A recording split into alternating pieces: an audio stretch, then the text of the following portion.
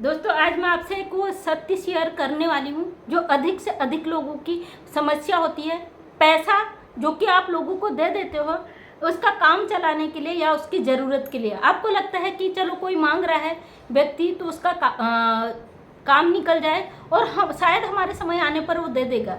मैं अपनी ही एक बात बताती हूँ कि पैसा का जो लेन देन है ना इतना बुरा होता है। इंसान इस चक्रव्यूह में फंस तो जाता है आसानी से, लेकिन उसके निकलने में उसको एड़ी चोटी का जोर लगा लेता है।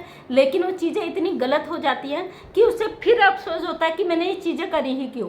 बात मैं अपनी ही बताऊँगी। मैं अभी कुछ दिन पहले क्वार्टर में रह रही थी बाजपुर, जो कि मैं अपनी नई जगह शिफ्ट हो गई, जो कि मैंने बताया था नए शहर में।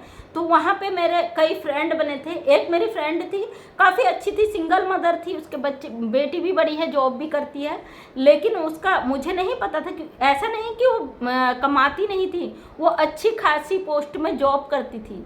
और जो आंगनवाड़ी में महिलाओं का होता, ऑल उत्तराखंड की वो अध्यक्ष थी आंगनवाड़ी केंद्र की। तो अच्छी खासी उसकी इनकम थी, अच्छा कमाती थी और फार्मर भी थी, खेती वाली भी थी, लेकिन थी सिंगल मदर। कुछ दिन पहले मेरे घर पे आती है वो, अभी लगभग 4-5 महीने पहले की बात है। घर पे आती है अचानक से। उसी दिन जो था मैं बैंक से पैसा निकाल के 10-12 हज़ार रुपये मैंने रखा था घर पे। तो वो बंदी अचानक से आती, बच्चों की मुझे फीस पे करनी थी, स्कूल में जमा करना था एक बेटी का, तो मैंने वो रखा था। दूसरे दिन मुझे फीस पे करनी थी। तो वो बंदी आती है, मेरे से बोलती है मेरे को अभी बैंक मेरा खुल नहीं रहा है या मेरा पैसा नहीं निकल पा रहा, मुझे 2 दिन के लिए पैसे की ज़रूरत है, आप दे दो या कहीं से दिला दो। तो मैं गूगल पे वगैरह नहीं चलाती, मेरे बच्चे ही चलाते, बच्चे घर पे नहीं थे। मैंने उनसे बोला पैसे तो हैं लेकिन मुझे आज ही फीस पे करनी है। तो बंदी ने कहा तुम 2 दिन बाद कर लेना, मुझे आप दे दो, मैं 2 दिन बाद आपको रिटर्न कर दूँगी। अब मैंने कहा मेरे पास ज़्यादा तो नहीं है, 20 की, जैसे वो बोल रही थी मुझे 20,000 की ज़रूरत है, मेरे पास 12,000 रुपये पड़े थे। मैंने कहा आप ये ले जाओ, लेकिन 2 दिन बाद चलिए मैं फ़ीस जमा कर लूँगी। मैंने वो पैसे उस बंदी को दे दिए। वो बंदी जो कि खास ही थी, डेली आना जाना था। ऊपर मेरा क्वार्टर था, नीचे LIU का ऑफिस था। LIU ऑफिस में सूचना देती थी वो, क्योंकि फील्ड वर्कर थी तो फील्ड की जितनी भी जानकारियाँ होती है LIU वाले जो अधिकारी होते हैं उनसे लेते रहते हैं। तो वो आती रहती थी, डेली का ही था उसका। पत्रकार भाई भी आते थे कई वो सूचनाओं के लिए, और वो भी आया करती थी। और अच्छा अटैचमेंट था सब लोग उससे, उसका बोलचाल मतलब मिलनसार लेडीज थी, स्कूटी से डेली आती थी। तो मुझे लगा 2 दिन बाद दे देगी। 2 दिन बाद अब मैंने उसे दे तो दिया, लेकिन 5 दिन तक बंदी का फ़ोन नहीं लगता है।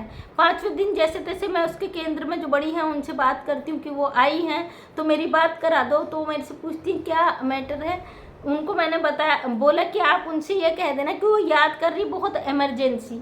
तो उनको मैडम ने उनसे कहा होगा, तो उन्हें लगा कि इन्होंने यहाँ तक बात कह दी अधिकारियों तक। और जब मुझे पता चला, वहीं पे हमारी एक वार्ड मेंबर थी बहन, उन्होंने बताया अरे आपने कहाँ दे दिया, वो तो कई जगह से कर्ज ले चुकी है, क्योंकि किसी से 2,000, किसी से 5,000, कई जगह कर्ज में फंसी हुई है। जब भी व्यक्ति मांगता है तो बहाने मार देती है। कहाँ 2 दिन उस बंदी ने मुझे 3 महीने तक लटका दिया जैसे तैसे। फिर मैंने उनकी बड़ी बहन से नंबर लिया, माता की चौकी में आती थी, उनसे नंबर लिया और उनसे बात करी।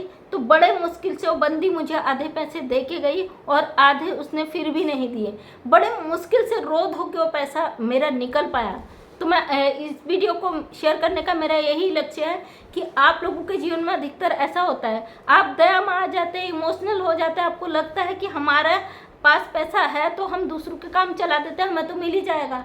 लेकिन ये पैसा जो है ना, इतना लड़ाई झगड़े की जड़ है, इतनी मुश्किलें पैदा कर देता है। जितना मुश्किल इसे कमाने में लगता है उससे भी 10 गुना अगर हमने गवा दिया उसे निकालने में लग जाता है। जो व्यक्ति लेता है ना वो फिर शेर बन जाता है, दादा बन जाता है। उसे लगता है अरे, उसके बाद उसका व्यवहार देखिए, व्यक्ति जिससे लेता है, जो उसकी मदद करता है, अगर दे नहीं पाता ना उसी के लिए शेर हो जाता है। उल्टे लड़ाई झगड़े ताने, मतलब भाई जो देने वाला है उसे लगता है हमने कोई गुनाह कर दिया देके, हमने इन्हें देके मांगने में शर्माता। वैसी स्थिति हमारे साथ हो गई थी कि मांगने में शर्म आ रहा था कि उस व्यक्ति से कैसे मांगे।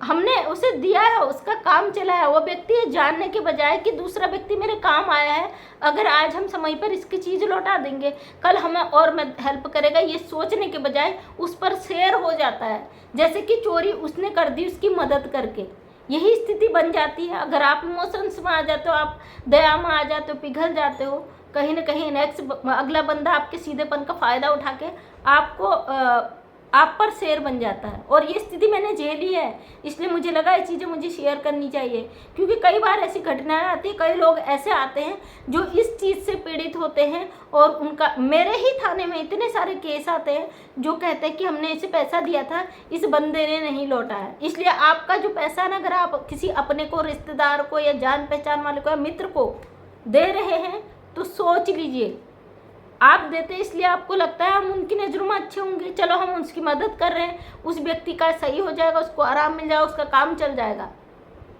लेकिन ये देना जितना आसान है उससे 10 गुना मुश्किल होता है उस पैसे को हम निकाल पाए।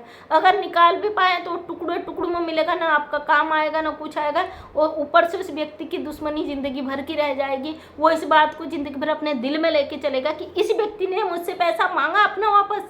वो ये नहीं सोचेगा इस व्यक्ति ने मेरा काम चलाया, वहाँ पे आप दुश्मन नजर आओगे, वो आपकी गलतियाँ गिनाने लग जाएगा, आप गलत साबित हो जाओगे। इसलिए पहले ही हाथ जोड़ के माफ़ी मांग दिया करो ऐसे लोगों से। तब से तो दोस्तों मैंने हाथ जोड़ के माफ़ी मांग लेती हूँ, गिड़गिड़ा लेती हूँ, भाई अभी थोड़ी परेशानी चल रही है, अभी ये चल रहा वो चल रहा। उससे क्या होगा, व्यक्ति कुछ दिनों तक कहेगा इसने हमें नहीं दिया, कम से कम इतना सरदर्दी तो नहीं रहेगा कि हम दे दें उसके बाद हमारे लिए मुश्किलें पैदा हो जाए। इसलिए अगर किसी को हेल्प करते हो, किसी खास को भी, तो गैर से तो आप लड़ झगड़ के निकाल ही लोगे जैसे तैसे, और जो खास होता है ना उस व्यक्ति से निकालना बड़ी दुश्मनी का कारण बन जाता है। कई चीज़ें मैंने देखे, प्रैक्टिकली अपने जीवन में ये चीज़ें देखी हैं, होती हैं, और कई ऐसे केस आते हैं जो ऐसे मुद्दों को निकलने में ही मुश्किल हो जाता है, बहुत मुश्किल हो जाता है निकलने में। हमारे वहाँ पे जो चौकीदार अंकल है, उनके मकान पे गरीब आदमी, उन्होंने मकान खरीदा, उसमें 1200 रुपये महीने में एक किराएदार रखा, उसने 8 महीने का उसको किराया नहीं दिया, बेचारे धक्के खाते रहे, कितने बार फ़ोन करा उसको, कितने बार वो करा, थक हार के जब मेरे पास आए फिर दोनों परिवारों को एक साथ बैठाला और उनकी बात करवाई, और कितना हज़ार उनका किराया बन रहा था, बड़े मुश्किल से टुकड़े टुकड़ों में उस बंदे ने दिया, वो भी जब कार्रवाई करने के बाद। तो क्या फ़ायदा हम किसी की ऐसी मदद करें, उसके बदले में हमें उससे पुलिस केस करना पड़े, कार्रवाई करना पड़े, और उससे लड़ाई झगड़े मोल लेने पड़े। आप आराम से अपना पैसा दे रहे हो, लेकिन उसके बाद उस व्यक्ति से लेने में आपको इतनी परेशानी आ रही, तो इससे अच्छा तो भैया पहले ही हाथ जोड़ दो कि सॉरी मैं मजबूर हूँ, मैं नहीं कर सकता, अभी मेरे पास है ही नहीं, कुछ बहाना बना दीजिए। लेकिन ऐसे लोगों से दूर रहें कि आपसे लेने के बाद आपके लिए ही दुश्मन बन जाए। बहुत मुश्किल होता है कर्ज से निकलना, क्योंकि कर्ज के इतने सारे केस है ना, इतना लोग पैसा लेके दूसरे का बैठे हैं, और देते समय वो जो चीज़ नहीं बोलना चाहिए वो चीज़ भी बोल देते हैं। शर्म आनी चाहिए उन लोगों को भी जिनकी मदद की जाती है, वो नहीं समझते। तो जो भैया दया में आ जाते हैं उनसे तो मैं यही कहूँगी, दूर से राम राम करें, हाथ जोड़ दें, माफ़ी मांग लें, और कुछ समय नाराज़ होंगे जो सामने वाला है, और ज़िंदगी भर का आपकी दुश्मनी नहीं रहेगा, ज़िंदगी भर की लड़ाई झगड़ों से आप दूर रहेंगे। थोड़ा सतर्क रहने की ज़रूरत है, क्योंकि ये कलयुग है, कलयुग में कुछ भी इम्पॉसिबल नहीं है, सब पॉसिबल है। जो व्यक्ति चाहता है ना, करता है, करवाना चाहता है, वो करके ही रहता है, करवा के ही रहता है, चाहे आप कुछ भी कर लो, कितने भी अच्छे हो। इसलिए ऐसी दोस्ती से थोड़ा दूर रहें, सोच समझ के काम करें, सतर्क रहें, सुरक्षित रहें। मैं मंजू विश्वकर्मा हल्द्वानी उत्तराखंड से, जो कि अपने समाज के हित के लिए अपनी बात को रखती हूँ, और उम्मीद करती हूँ अपने कमेंट के माध्यम से आप मुझे राय देंगे। अगर मेरी वीडियो में कोई कमी है, उन कमियों को गिनाएंगे ताकि मैं नेक्स्ट टाइम और उसमें सुधार कर पाऊँ। और डेली सुबह 8 बजे मेरा वीडियो आता है जो मेरे समाज के लिए होता है। अगर आप देखना चाहते हैं तो चैनल को सब्सक्राइब कर दे, एक लाइक कर दीजिए, लाइक का कुछ नहीं जाता है, एक कमेंट कर दीजिएगा, ताकि आपके कमेंट से मोटिवेट होके मैं नेक्स्ट वीडियो लेकर आपके सामने फिर आऊँ। तो थैंक यू, तहे दिल से आपका धन्यवाद, अपना प्यार बनाए रखिए, दिल से धन्यवाद।